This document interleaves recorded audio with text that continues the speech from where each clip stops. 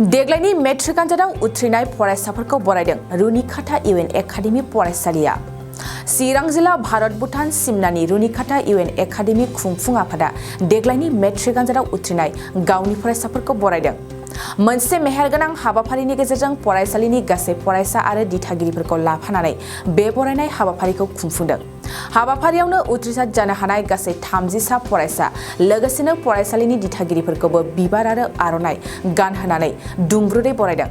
हाबाफारिनि गेजेरजोंनो गथ'साफोरनि उन सोलोंथाइनि सावरायलायनाय बायदियै मोनसे मेहेरगोनां गेवलां मेल हाबाफारिबो बानजायो।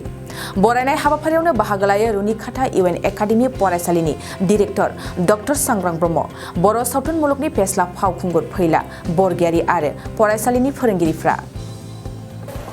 दिनै इउएन एकाडेमि रुनिकाटाया 2010 गायसनजादोंमोन। बिनिफ्रायनो मेंनाय गैयालासे जोङो जयैनो बे इउएन एकाडेमिखौ बोरै गोजौआव लांनांगौ, बे ओनसोलनि सोलोंथाइ जेनाखि थासारि बेखौ बोरै सोलायहोनांगौ बिनि सायाव जोङो खामानि मावबोबाय थादों। दा फैयै फैयै दा जोंनि जेनाखि इउएन एकाडेमि स्टुडेन्टस बिथांमोनहा पास आउट जानानै दिनै सोरबा डक्टर फरायहैबाय, सोरबा एमएससी फरायहैबाय आरो बिथांमोनहा मोजां मोजां कर्सफोर फरायनानै दङ आरो बिथांमोनहा खोब खम समनि गेजेरावनो डक्टर, इन्जिनियार बा सासे साक्सेसफुल सुबुं जानो हासिगोन होननानै जों मिजिंथिदों। आरो थांनाय बाराव जेनाखि एसएसएलसी एग्जाम जानानै थांबाय, बे एग्जाम जानानै थांनायाव जोंना गासै 30 जन फरायसाफ्रा मेट्रिक आनजाद होदोंमोन। 30 जननि गेजेराव जोंहा 25 जना फार्स्ट डिभिजन मोनदों।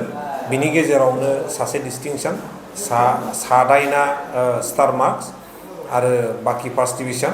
बिनि उनाव साबाया सेकेन्ड डिभिजन मोनदों। आरो बिथांमोनहा जेनाखि पास जानाय बिथांमोनहा नर्मेलि जोंनि जायगानि स्टुडेन्टसफ्रा खोब गोरिब न'खरनिफ्राय फैनाय आरो गासैबो गार्जेनफ्रानो सोरबा हाल मावनानै बा सोरबा हाजिरा मावनानै खस्थ' खालामनानै फोरोंहरनाय, जे बिथांमोना खस्थ' खालामनानै जोंनाव फोरोंफैनानै जे साक्सेसफुल जाबाय बा मोजां मार्क्स लानानै पास खालामनो हाबाय। बिनि थाखाय आङो गोसो गोरबोआव जोबोद थारमाने गोजोननाय मोनदों। आरो जायफोर गार्जेन बिथांमोनहा जोंखौ फोथायनानै नैबे इउएन एकाडेमि रुनिकाटायाव गावनि गथ'खौ, गावनि इयुन जोलैखौ जोंनि आखायाव गथायनानै होफैनायनि थाखाय आङो बिथांमोननिसिम गोसो गोरबोनिफ्राय जोबोद साबायखर बावदों। नोंथांनि स्कुला 2010निफ्राय गायसनजादों। 2023नि गेजेराव बबे बोसोरा नोंथांनि एबा 2010निफ्राय लानाय 2020 माबायदि मोजां फिथाइ जादों होननानै नोंथाङा सानो? मोजां फिथाइयाथ' जेब्ला गिबि खेबनि थाखाय रिजाल्ट होदोंमोन अब्लाबो 100% थांदों। गेजेर समाव डिस्टिंक्सनबो 3 4 मोनखांबाय। गेजेर समाव एसे गाज्रि जादों, नाथाय जोङो बे जेनाखि गाज्रि जानाय बेखौ जेननाय लायाबालानो जोङो दिनै गोदान मोनसे गोसो बा गोदान मिजिं लानानै जोङो जेसेबां हायो मोजांनिफ्राय मोजां टिचार जोङो थिसननानै जेसेबां हायो जोंनि फरायसा फरायसुलिफोरनो जेनाखि मोनसे गोदान मुगानि सोलोंथायारि आगजुफोर नांगौखिनि फेसिलिटिस जोङो बेफोरखौ होनो जोङो आखायाव लाबाय थादों। जोङो दिनै क्लास 9, 10खौ जोङो स्मार्ट क्लासरुम बानायनायनि थांखि लादों। जोङो नार्सारि आरो क' बेफोर क्लासखौ जोङो मोनसे मडार्न क्लासरुमाव जोङो दिनै ट्रेन्सफर्म खालामदों। आरो जोङो गासैबो बिथिंखौ नायनानै जेरै गोदान मुगायाव नांगौखिनि सोलोंथाइ, जेन'बा सोलोंथाइ लानायाव नांगौखिनि आगजुफोर बा फेसिलिटिसफोर बेफोरखौ जोङो गोदान मुगानि नांगौ बा गोदान मुगानि दाहारजों गोरोबथिनानै जोङो बेफोर फेसिलिटिसखौ होनो थाखाय आखायाव लाबाय थादों। गोबां फरायसाफ्रानो पास जानानै थांबाय। पास जानानै बिथांमोना दा गोदान आगान होसिगोन। बेयाव सारा माबा एडभाइस होगोन नामा फरायसाफोरखौ? आङो बेखौनो बुंबाय सानो, फिउचारनि थाखाय एडभाइसआ बेनो, दा गोदान थांगोन, गोदान मोनसे इनभाइरनमेन्ट मोनहैगोन। सोरबा सानगोन इनफिरियरिटि फिलिंस, सोरबा सुपेरियरिटि फिलिंस। दा बेफोर गासैखौबो लानानै बै गोदान इनभाइरनमेन्टआव बोरै एडजास्ट जानांगौ बिनि मोनसे एडभाइसआनो जाहैबाय बाहाय जुदि सोरबाफोर गाज्रिफोर लोगो फैयोबा, गाज्रि नेगेटिभिटि थटनि मानसिफोर फैयोबा बा गाज्रि साननाय फैयोबा जोङो बेफोरनिफ्राय जानगाराव थानो हानांगोन।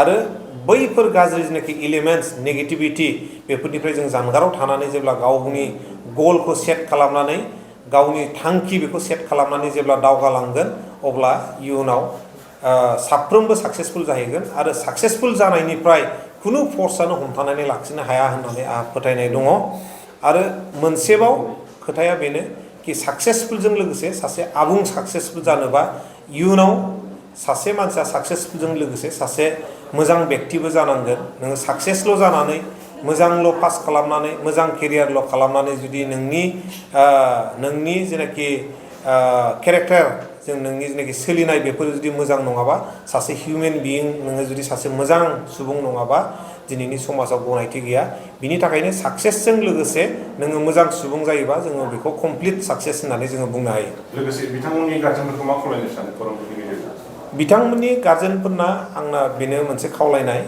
कि बिथांमोननि गार्जेनफोरा जेरैनाखि खस्थ'नि गेजेरजों जेनाखि फोरोंबोबाय क्लास 10 सिम आरो फैबाय थानाय जेनाखि समफोर दंबावो बाहाय जाहाथे गोसो होनानै गावनि इयुन जोलैखौ गावनि गथ' गथायफोरखौ मोजाङै जेन'बा बिथांमोननि प्रब्लेमखौ बुजिनानै बिथांमोनजों मोजाङै सुखु दुखुआव ज' थानानै मोजाङै गाइडेन्स लांगोन आङो बेनो मोनसे खावलायनाय आरो मोनसे खावलायबावनाया बेनो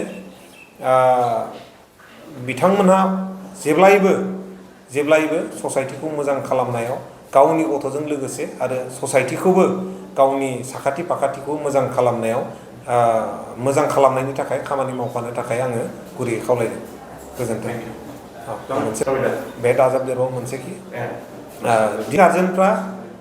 दिनैनि गार्जेनफ्रा साननो हागौ कि आंनि गथ' फोरोंनायाव एथ' हाजार थांबाय एथ' लाख थाखा थांबाय गथ' फरायनाय बा हिउमेन रिसर्स डेभेलपमेन्टनि थाखाय जेनाखि रां गारनाय बिनिफ्राय साबसिन रां गारनो थाखाय जोंहा जायगा गैया नोङो जानाय लोंनायाव जोङो हाबबानो हटेलफ्राव जोङो बुरजा गारो बा अबावबा जोङो सिनेमा नायनाय मानायफ्राव जोङो बायदि मैया थारमाने गुबुन खामानिफ्राव जों फैसा गारो ना बेफोरखौ ज्राब दोननानै जुदि नोंथाङा हिउमेन रिसर्स दानायाव सासे सुबुं सम्पद दानायाव जुदि नोंथाङा थाखाखौ जुदि गारदोंबा बियो राइट जायगायावनो थाखा गारदों होननानै जोङो साननानै लानांगोन गोजोन्थों गिबियावनो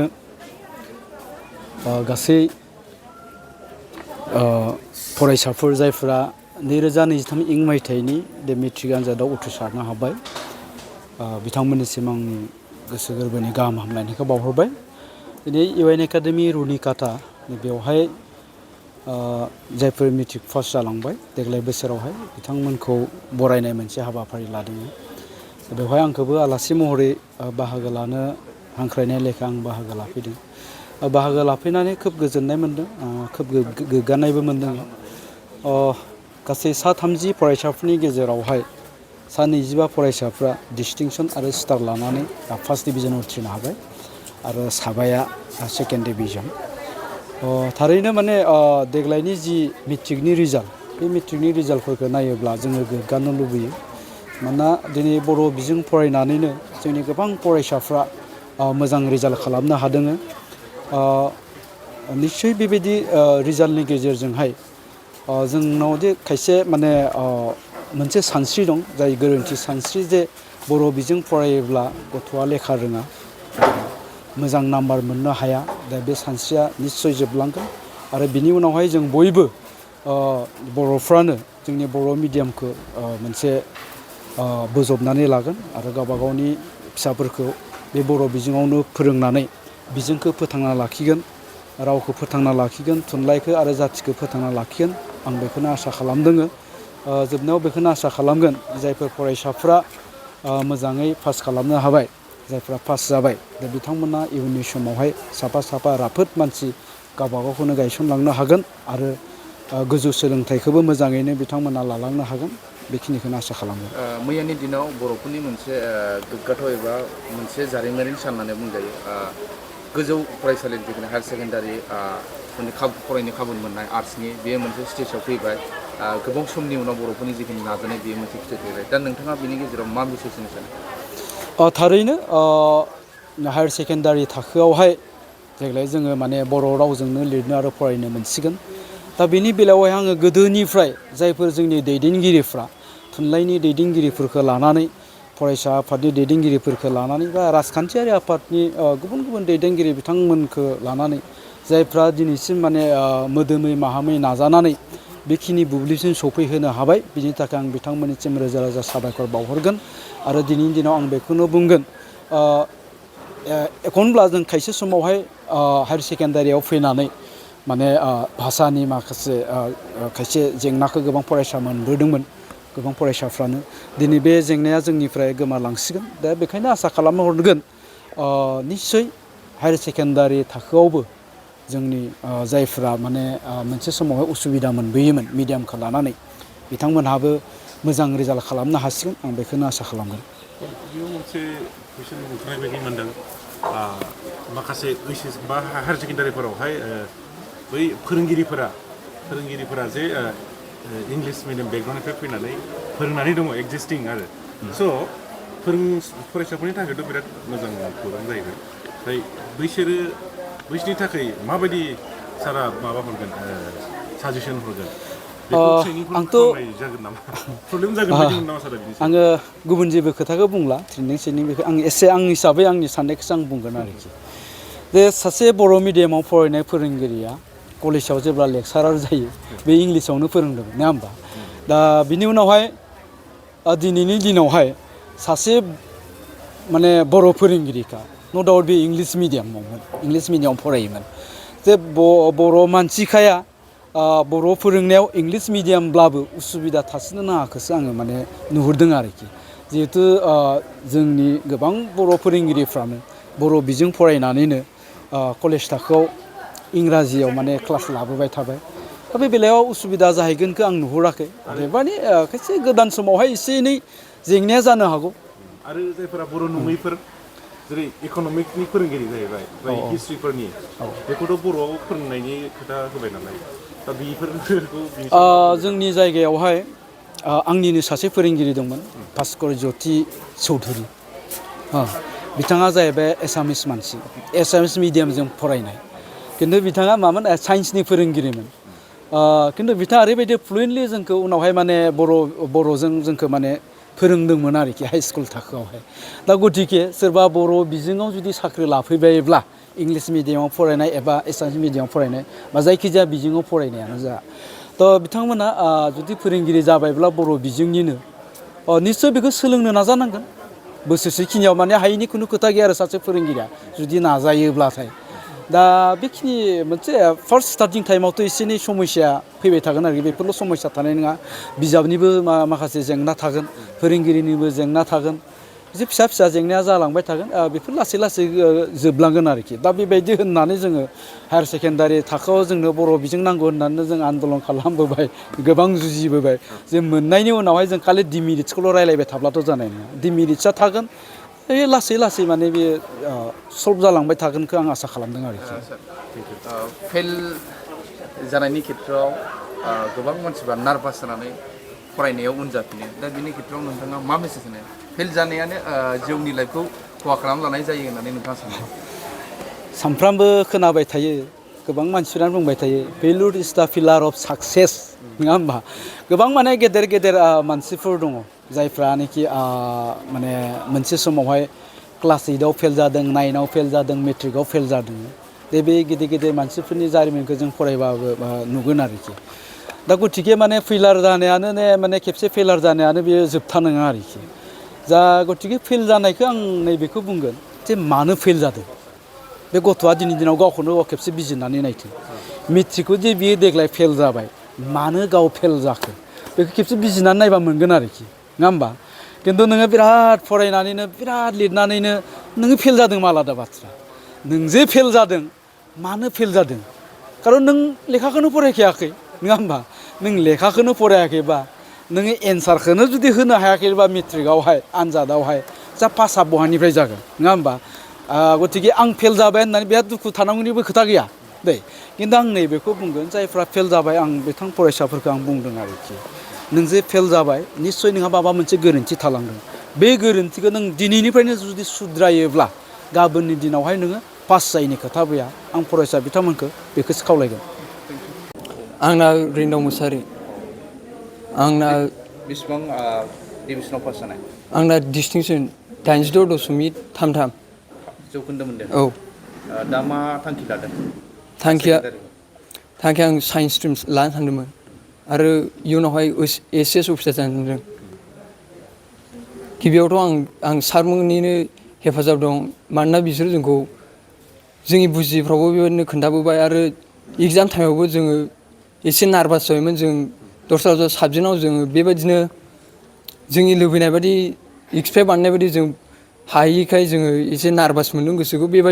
बे समावनो जोंनि खायसे सारा जोंनि बेबायदिनो जोंखौ फनफोरजों बुजायहरदों, बेबायदिनो जोंखौ बेयावनो जोंनि फरायनो हानायाव जोंखौ मदद खालामदों आरो। बेसेबां सम फरायोमोन? जोङो दैलि 5-6 आवार्स जायोमोन। औ। न'खरनि आइ आफामोना माबायदि मदद होनाय फरायनायनि? बिसोरबो बेबायदिनो जोंनि नांगौ समाव बेबायदिनो मदद खालामबोदोंमोन आरो बेबायदिनो जोंनि नार्भास समावबो जोंखौहाय बांद्राय नार्भास लानो नाङा बेबायदिनो बुजायबोदोंमोन आरो। नोंथांमोना जे मोजां मार्कस लानानै पास जाबाय, उन जोलैनि जे फरायसाफोरखौ मा बुंगोन? जों फंबाय बिनानावफोरखौ जों बेखौनो बुंनो सानो, थारमाने नोंसोरो जा फरायो, जा समखिनियाव फरायो, नोंसोर बे समखौ नोंसोर गोसो होनानै फरायनांगौ। मानोना नों जेसेखि गोबाव नों फरायनो होननानै नों जिराया मानो, नोंनि फकासआ बे फरायनायाव थायाब्लाथाय नोंनि बे जिरायनाया, नोंनि बे बेसेबां घन्टायानो जाया मानो, नोंनि बे फरायनाया नोंनि बे ओरैनो बेखारसो। मानोना नोंनि गोसोआसो नोंनिया थिग जानांगौ। नों 1 घन्टा 2 घन्टा फराय, नोंनि गोसोआल' थिग थानांगौ, अब्लासो नों बेखौ नों एगजामाव नों लिरहैनो हागोन आरो। जोङो गोबां समावनो नुनो मोनोबाबो माखासे फरायसाफोरा मेट्रिक पास बा ओइस एस पास जानानै बहाबा कलेजफ्राव बा हायार सेकेन्डारिफ्राव एडमिसन लाहैयो। बेवहाय जोङो गोबां मानसिफोर लोगो मोनहैगोन। लोगो मोननानै नोंथांखौ गाख्लायलांनो हागौ, खैफोदाव गोग्लैलांनांगौ। बेबायदियाव नों माबायदि नोंनि लाइफखौ हेन्डेल खालामनांगोन? आंनि साननाया बेनो, आं गावखौनो गाव थारमाने जोंनि बे गावबा गावनि एम लानाया बे पार्सेन्टेजजों खोथा गैया नालाय, गावबा गावनि नाजानाय थायोब्ला बे दा जायफ्रा 2nd डिभिजन 3rd डिभिजन मोनदों बिसोरबो दानि जुगाव IAS IPS अफिसारबो जानो हायो। बिनि थाखायनो आंनि साननाया बेनो आरो जों दा जायफ्रा बेबायदिनो 1st डिभिजन स्टार मार्क मोनदों बिसोरो इयुनावहाय जेरै बे 2nd डिभिजन मोनहैलाबो गावखौहाय बांद्राय नार्भास लानो नाङा। मानोना नोंनि थांखिया जेखौ होसोदों बेखौसो होसोनानै जों आवगायलांबाय थानानै जों साक्सेस जागोन होननानै आं सानो आरो। दिनै नोंथांमोनखौ बे स्कुलनिफ्राय बरायनाय जादों, माबायदि मोनदों गोसोखौ? जों गोसोखौ गोजोननाय मोनदों। मानोना बे जोंनि इयुनाव फैबाय थानाय फंबाय बिनानावमोनखौबो बे थुलुंगाखां होनाय जायो आरो जेन बेबायदिनो बिसोरखौहाय इयुनावबो बिसोरबो जाहाथे बेबायदिनो गावसोरखौहाय बेबायदिनो बरायजानो मोनगोन एबा गावसोरखौ बेबायदिनो थुलुंगाखांनाय होगोन, बेबायदि फैयो आरो गोसोआव गोजोननाय फैयो। आंनि बे एक्सपिरियेन्सआ, आं जेब्ला लकडाउन जादोंमोन जों क्लास 8, बेयावथ' आंनि स्टाडि फुरा डाउनमोन। फुरा 45% मोनदोंमोन आङो। बेनिफ्राय बे 9आवबो आङो 2nd डिभिजनल' मोनदोंमोन। ओमफ्राय 10आव फार्स्ट इंलिसाव 5 साबजेक्ट फेल जादोंमोन आङो।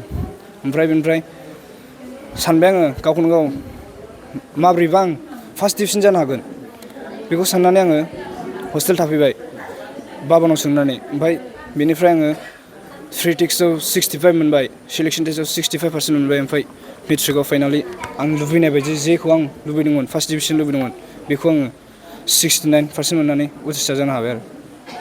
मा आयदा लानानै फरायगोन? आं आर्ट्स स्ट्रिमाव थांनो नागिरदों। फिउचाराव मा जानो थांखि लादों? फिउचाराव आंना फरायनायनि बागै जेबो गैया, आंना डिफेन्स लाइनजोंसो थांगोन आङो। जौखोन्दो मोननायाथ' गावनि नाजानायाव 76.666 आरो 66 बिजों। नोंथाङा नोंथांनि फिसाजोखौ मा खालामनो थांखि लादों? टारगेटआ मा? आंनि टारगेटआथ' आंनि नाजानायाव जेसेबांखिनि हायो आङो माबा मोनसे आसा खालामदों आरोखि। हागौमानि आङो नैबे बोसोरनैनि आइडियाखौ आङो आवगायग्रोबाय, ओमफ्राय बेनिफ्राय उनाव एसे आवगायलांसै। खिन्थु टारगेटआ आङो लादों आरो सिङाव एसे मोजाङैनो। नोंथांनि फिसाजोआ देग्लाय मेट्रिक पास जाबाय।